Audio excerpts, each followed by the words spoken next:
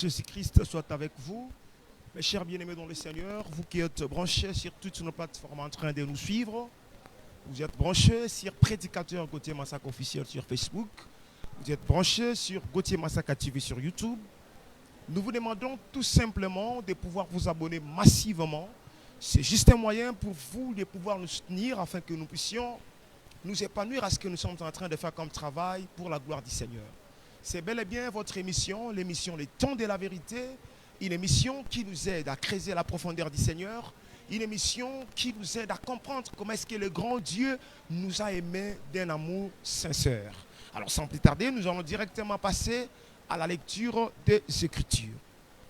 Je suis dans le livre d'Apocalypse chapitre 5, verset 1er jusqu'au 6e, il est écrit: puis j'ai vu dans la main droite de celui qui était assis sur le trône un livre écrit en dedans et en dehors, scellé de 7 sceaux.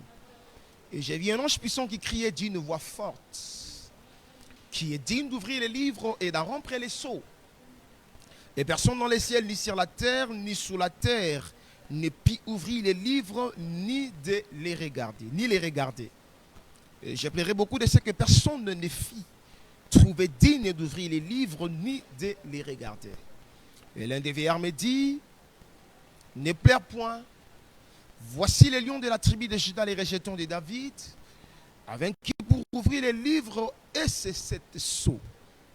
Et j'ai vu au milieu du trône et des 4 êtres vivants et au milieu des vieillards un agneau qui était là comme immolé. Il avait 7 cornes et 7 yeux, qui sont les 7 esprits de Dieu envoyés par toute la terre. Nous complétons les livres de 2 Samuel. 2 Samuel chapitre 3. 2 Samuel chapitre 3, verset 33 jusqu'au 34e, il est écrit: le fils Abner est dit: Abner devait-il mourir comme mère un criminel? Tu n'avais ni les mains liées, ni les... Tu es tombé comme on tombe devant les méchants. Je veux que le Seigneur, Jésus-Christ, qui est le propriétaire de l'enseignement, ajoute l'explication claire à la lecture de sa parole. Mes chers bien-aimés dans le Seigneur, nous traversons des moments où les gens ne veulent plus la connaissance.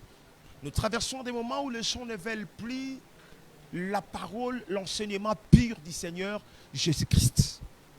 Alors nous, en tant que serviteurs du Seigneur Jésus-Christ, nous n'allons pas nous fatiguer pour vous prêcher l'évangile authentique du Seigneur Jésus-Christ. Que lui-même avait dit: la vie éternelle est qu'ils te connaissent, toi le seul vrai Dieu, et avait envoyé le Seigneur Jésus-Christ. C'est-à-dire que la vie éternelle est liée à la connaissance. Sans la connaissance, il n'y a pas la vie. Sans la connaissance, il y a la mort qui intervient. Comme a dit Osée, comme Dieu avait dit dans le livre d'Osée, mon peuple périt parce qu'il lui manque la connaissance. C'est qu'avec la connaissance, la vie est certaine. La vie éternelle est liée à la connaissance. Voilà pourquoi nous sommes obligés de vous donner la connaissance, une connaissance qui va vous conduire à la vie, bien sûr. Parce que tu ne peux jamais voir le Seigneur, tu ne peux jamais être semblable à lui, tant que tu n'as pas la connaissance de ces dieux-là. Rebecca ne pouvait jamais voir Isaac si le serviteur le plus ancien ne lui a pas appris Isaac en question. C'est qu'avant de voir le Seigneur, avant d'avoir la vie éternelle, il faut avoir la connaissance exacte de ces dieux-là. Et c'est la raison pour laquelle cette émission avait été conçue. C'est justement une connaissance qui va vous conduire à la vie, une connaissance qui va vous conduire à la repentance pour que ces jours-là, vous puissiez rencontrer le Seigneur Jésus-Christ. Alors aujourd'hui, le Seigneur nous a mis à cœur de pouvoir vous édifier sur les lions et l'agneau. Les bien-aimés gens firent ravis en esprit les jours du Seigneur. Quelqu'un qui était assis sur le trône. Et sur la main de celui qui était assis sur le trône, il y avait un livre écrit en dedans et en dehors, scellé de 7 sceaux. Maintenant, les bien-aimés gens disent: j'ai vu un autre ange puissant qui criait d'une voix forte, prit les livres et d'en rompre les sceaux. Le texte dit, il n'y avait personne dans les ciels, ni sur la terre, ni sous la terre, qui était digne pour ouvrir les livres et d'en rompre ses sceaux. Jean dit, je plairais beaucoup de ce que personne ne fut trouvé digne d'ouvrir les livres et d'en rompre les sceaux. Et l'un des vieillards lui dit, cesse de plairer. Voici de Juda, les rejetons de David a vaincu pour ouvrir les livres et d'en rompre les sceaux. On a montré à Jean les lions. Maintenant, Jean dit, j'ai regardé au milieu du trône. J'ai vu un agneau comme immolé. Et dans la question que l'on se pose, on lui a montré les lions. Mais lui, à la place de voir les lions, il voit l'agneau. Maintenant, où étaient partis les lions? Les lions étaient entrés dans l'agneau. Il est strictement interdit de raisonner. Le texte dit, Samson déchira les lions comme un chevreau. C'est que quand Samson déchirait les lions, il voyait les chevreaux dans les lions. C'est que le lion est entré dans les chevreaux pour que la femme puisse paraître. C'est que quand on a montré au bien-aimé Jean les lions, mais lui voit l'agneau. C'est que les lions étaient entrés dans l'agneau. Je vais vous expliquer ça. Mais zoologiquement parlant, cette image n'a pas de place. Parce que zoologiquement parlant, les lions est sauvage et l'agneau est un animal domestique. C'est que ces deux animaux ne peuvent pas être ensemble. Mais d'après la parole, ces deux animaux peuvent être ensemble pour dégager la pensée que Dieu a cachée là-dessus. Je veux que le Seigneur Jésus-Christ, qui est le propriétaire de sa parole, ajoute l'explication claire à cette image. On lui a montré les lions, mais il voit l'agneau. Mais aujourd'hui, par la grâce du Seigneur, je ne suis pas venu vous prêcher la science zoologie. Je suis venu vous prêcher l'évangile pire du Seigneur Jésus-Christ. Que signifie les lions? Que signifie l'agneau? Notez que les lions est un animal sauvage, il est la créature de Dieu. L'agneau est un animal domestique, il est la créature de Dieu. Maintenant, d'après le livre des Romains, chapitre 1, verset 20, frère Paul dit, les perfections invisibles de Dieu, la divinité et la puissance éternelle se manifestent comme à l'œil quand nous les considérons dans ces créatures. C'est-à-dire que les lions, en tant que créature de Dieu, il parle de Dieu lui-même. L'agneau, en tant que créature de Dieu, il parle aussi de Dieu lui-même. C'est que quand je vois les lions, je vois la divinité. Quand je vois l'agneau, je vois également la divinité. Voilà pourquoi le Seigneur Jésus-Christ, lui le Dieu véritable, quand il était venu sur la terre, il dit aux gens, si vous ne mangez pas mon corps et vous ne buvez pas mon sang, vous n'aurez pas la vie éternelle. Maintenant, les gens commencent à se poser des questions. N'est-ce pas le fils de Marie? N'est-ce pas le fils de Joseph? Retiens ça très bien. N'est-ce pas le fils de Joseph? N'est-ce pas le fils de Marie? Comment il nous dit de manger son corps et de boire son sang? Ce qui veut dire Jésus-Christ est aussi le fils de Joseph. Jésus-Christ est aussi le fils de Marie. Or, Joseph était de la tribu de Juda. Genèse chapitre 49, pendant que Jacob bénissait Juda, il dit Juda était lion. Ce qui veut dire Joseph, qui était de la tribu de Juda, il était aussi tout un lion. Par conséquent, Jésus-Christ, qui est aussi le fils de Joseph, lui aussi était tout un lion. C'est que Jésus, comme fils de Joseph, il est un lion. Mais le même Jésus est aussi le fils de Marie. Qui est Marie? Marie était un lévite, était une lévite. C'est que Marie était de la tribu de Lévi. Or, Lévi, c'était une tribu consacrée pour les sacerdoces. En d'autres termes, c'était une tribu consacrée pour l'œuvre du sang. Voilà l'agneau. Ce qui veut dire Jésus-Christ comme fils de Joseph, il est le lion. Jésus-Christ comme fils de Marie, il est l'agneau. Ce qui veut dire le lion et l'agneau, c'est le Seigneur Jésus-Christ. Il est lui-même le lion, il est lui-même l'agneau. Il prend ses différentes natures en vertu des lèvres qu'il veut accomplir. Il y a un temps où il doit se révéler comme le lion et il y a aussi un temps où il doit se révéler comme l'agneau. C'est la raison pour laquelle quand on était parti pour l'arrêter, les textes disent, Jésus leur posa la question, qui cherchez-vous? Ils ont répondu, Jésus de Nazareth. Les textes disent, ils reculèrent, ils tombèrent. Pourquoi ils sont tombés? Parce que là, il est le lion. Aucun ennemi ne peut s'approcher de lui. Aucun ennemi ne peut lui résister. Là, il est fort. Maintenant, quand il leur posa la question pour la deuxième fois, qui cherchez-vous? Ils ont répondu, Jésus de Nazareth. Et Jésus s'est livré à la mort. Voilà l'agneau. Là, il devient faible.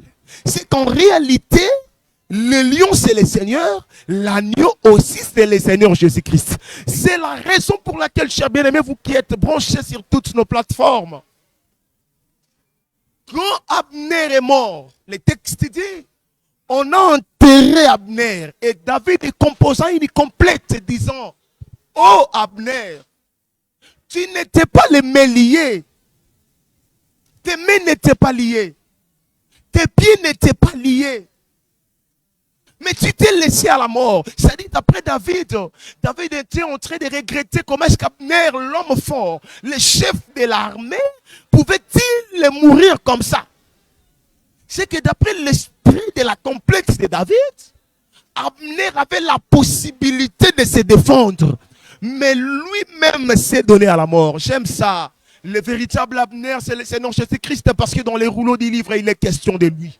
C'est lui-là qui avait la force de se défendre devant la mort. Mais pour le salut de l'humanité, pour la rédemption de l'humanité, il aurait fallu qu'il se livre à la mort pour racheter tous les enfants de Dieu qui étaient tombés par le péché adamique. Ce qui veut dire que le lion, c'est le Seigneur Jésus-Christ. Et l'agneau, c'est le Seigneur Jésus-Christ. Maintenant, comme notre évangile traite le pourquoi de chaque chose, nous allons chercher à savoir pourquoi Christ a pris la nature des lions, pourquoi Christ a pris la nature de l'agneau. Pourquoi? Je réponds. Lorsqu'il est crucifié sur la croix, le texte dit que Philippe a écrit celui-ci est le roi des Juifs. Or, le roi, c'est le lion. C'est que quand Philippe avait écrit celui-ci est le roi des Juifs, c'est que Pilate plutôt, voudrait nous communiquer les messages selon lesquels Jésus-Christ est le lion de la tribu de Juda. C'est que sur la croix, Jésus-Christ était un lion. Mais quand frère Paul récupère cette même croix, dans le livre de 1 Corinthiens chapitre 5 verset 7, frère Paul dit, Christ notre Pâque a été immolé. Oh. C'est que d'après frère Paul, la crucifixion du Seigneur c'est toute une Pâque. Or dans la Pâque, on mange l'agneau. Exode chapitre 12. Ce qui veut dire, Paul voulait nous dire que Jésus-Christ était mort comme un agneau. Mais lui qui était mort comme un agneau, si sa croix, Pilate avait écrit le roi, le lion de la tribu de Juda. Ce qui veut dire sur la croix, Jésus-Christ était le lion. Sur la croix, Jésus-Christ était aussi l'agneau. Mais pourquoi il a voulu prendre ces deux différentes natures sur la croix? Pourquoi il a voulu se révéler comme le lion? Pourquoi il a voulu se révéler comme l'agneau? Voilà la beauté de l'évangile éternel, mes chers frères. Attachons-nous à ces dieux. Ces dieux nous a tellement aimés. Il ne nous a pas privé la révélation de sa parole. Il nous a aimés d'un amour sincère. C'est que nous pouvons lui donner en contrepartie et qu'on puisse seulement obéir à sa propre parole pour que celle-ci puisse nous ouvrir le chemin de la vie éternelle. Pourquoi il a voulu prendre ces deux différentes natures? Retournons dans le jardin d'Éden. Dieu dit à Adam, les jours où, regardez, suivez-moi, les jours où tu mangeras les fruits de l'arbre de la connaissance du bien et du mal, tu mourras. Maintenant, quand Adam a mangé les fruits, ce qui veut dire Adam a désobéi à l'ordre du Seigneur. Or, la désobéissance, c'est le péché. Maintenant, quand Adam pêche, le péché, qui est la désobéissance de la loi ou la transgression de la loi, a produit maintenant la mort. Ce qui veut dire le péché, la mort est régnée. C'est ce que le bien-aimé Paul a dit. Par l'offense d'une seule personne, la mort s'est étendue sur plusieurs. Ce qui veut dire le péché produit la mort. Maintenant, Jésus-Christ, quand il était venu pour rédempter l'humanité, quand il était venu pour sauver l'homme, il faut qu'il expie, il faut qu'il pardonne les péchés comme un agneau. Parce que c'est l'agneau qui ôte les péchés. Jean chapitre 1. Voici l'agneau de Dieu qui enlève les péchés du monde. C'est que Jésus a pris la nature de l'agneau pour verser le sang sur la croix afin de pardonner les péchés de l'humanité. Mais devant l'ennemi qui est la mort, Jésus ne peut plus prendre la nature de l'agneau parce que l'agneau ne combat pas. Il faut qu'il se révèle maintenant comme le lion pour combattre la mort qui est l'ennemi. D'après 1 Corinthiens chapitre 15, comme a dit le bien-aimé Paul, notre dernier ennemi qui sera anéanti, c'est la mort. C'est que devant l'ennemi, Christ doit prendre la nature du lion et devant le péché, il doit prendre la nature de l'agneau pour expier l'iniquité vaincue par les lions, pour expier le péché vaincu par les lions sous forme de l'ennemi, sous forme de la mort. C'est la raison pour laquelle Christ avait pris ces deux différentes natures. C'est qu'aujourd'hui, je suis sauvé. Christ a expié mon iniquité sur la croix, comme l'agneau, et il a vaincu la mort comme les lions. Parce que les bien-aimés Paul avait dit, sans l'effusion du sang, il n'y a pas le pardon pour les péchés. Jésus-Christ est comme les lions, il ne peut pas répandre le sang. Il faut qu'il prenne la nature d'un animal pour les sacrifices, pour verser le sang sur la croix, afin d'expier mon iniquité. Et lui-même, Jésus prendra aussi la nature de lion pour combattre l'ennemi qui est la mort, qui régnait depuis Adam jusqu'à Moïse. C'est qu'aujourd'hui, je suis justifié en Jésus-Christ par le sang de l'agneau qui avait été versé sur la croix. Et c'est même Christ, comme les lions, a vaincu la mort. Aujourd'hui, la mort n'a plus de pouvoir sur moi. Même si aujourd'hui je porte encore le corps de la mort parce que la rédemption n'est pas encore totale. Mais j'espère qu'à la voix de la du Seigneur, lui qui avait combattu comme les lions sur la croix, il prendrait cette même nature pour accomplir, pour perfectionner l'œuvre qu'il avait commencé afin que je me débarrasse de ces corps, porter l'incorruptibilité afin d'aller à la rencontre du Seigneur. Seul Jésus peut accomplir ces choses. Il est réservé exclusivement à lui. Voilà pourquoi, comme c'est Dieu qui est le Seigneur Jésus-Christ, avait permis que l'humanité tombe dans la chute, et c'est même Jésus-Christ est venu nous rechercher. As-tu déjà reçu le Seigneur Jésus-Christ dans ta vie? As-tu déjà reçu l'évangile de la croix dans ton cœur? Si tu en as reçu, conserve cela. Grâce à cela, tu auras la vie. Si tu n'en as pas encore reçu, voici le moment. Jésus-Christ est en train de frapper à la porte de ton cœur. Ouvre ton cœur. Sois flexible. Laisse la place à la parole pour que celui-ci puisse te sauver. Parce qu'après cette vie, il y a encore une autre vie qui nous attend. Tout ce que vous voyez en train de briller dans le monde aujourd'hui, ça va passer. Seule la parole qui a pris le corps des hommes qui restera. Un jour, nous allons réunir avec lui. Un jour, il reviendra nous prendre. Es-tu prêt à sa rencontre? Es-tu prêt pour répondre à son rendez-vous? Jusqu'aujourd'hui, il y a encore les péchés. Jusqu'aujourd'hui, il y a encore la désolation qui bat record dans ta vie. Est-ce que tu ne peux pas croire au Seigneur? Est-ce que tu ne peux pas mettre en ordre ta vie aujourd'hui? Parce que c'est Dieu nous a aimés. Il reviendra un jour pour nous prendre. Ce message est une interpellation. À quoi me sert-il de gagner le monde? À quoi me sert-il de gagner toutes les choses de ce monde et que je perde mon âme? Reçois le Seigneur Jésus-Christ dans ton cœur et lui te sauvera. De tout mon cœur, je veux que ce message te fortifie. Là où il y avait encore les péchés, je ne suis pas venu te condamner. Là où il y avait les péchés, que la puissance de ces messages te pardonne. Là où il y avait les ennemis qui te dérangeaient, sous forme des esprits impurs, que la nature du lion qui est dans ces mêmes évangiles puisse t'accorder la victoire. De tout mon cœur, je dis que le Seigneur Jésus-Christ vous bénisse. C'est votre émission Le Temps de la Vérité. Abonnez-vous, likez nos vidéos, partagez nos vidéos. C'est juste un moyen de nous soutenir afin que nous puissions nous épanouir à ce que nous sommes en train de faire comme travail pour la gloire du Seigneur. De tout mon cœur, je dis que le Seigneur Jésus-Christ vous bénisse.